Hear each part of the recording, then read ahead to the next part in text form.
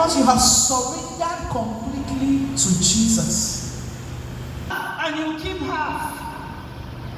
Like my daughter who is 15 years will ask me, you take half, give, or I go take, and then I keep half. No! You have not yet surrendered. You have not yet given it all. That's what being born again is all about. Having a relationship with Him. Making Him the Lord of your life. Not just coming to church or being a group. No, out there. That's where your life must shine. That's where they must see that you're a child of God. Not inside the church. You come to church to pick, to learn. And then you go out there to manifest your born againism. What do we find today? Grace has covered it all. No, it's not true. It's not true. That takes me to my next point. If you're truly born again, you must hate sin.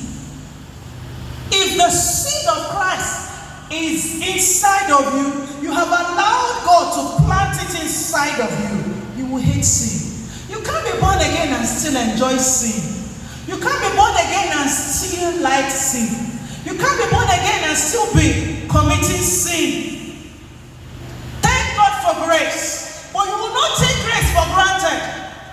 Paul says, shall we continue in sin that grace may abound? God forbid.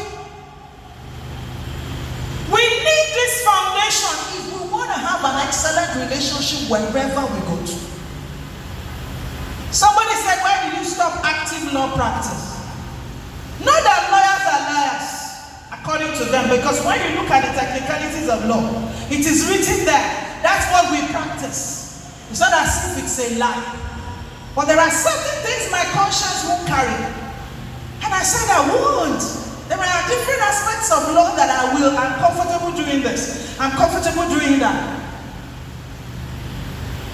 And I'm okay with that. So that I will make heaven. Because the ultimate, when it comes to excellent relationship, is making heaven. You see, if you go to my Facebook page, you're careful. Anywhere you see my picture, what I write or what I have written there is Jesus Christ, the personality of my deepest affection. It has to be in Him you move, in Him you live, in Him you have your being.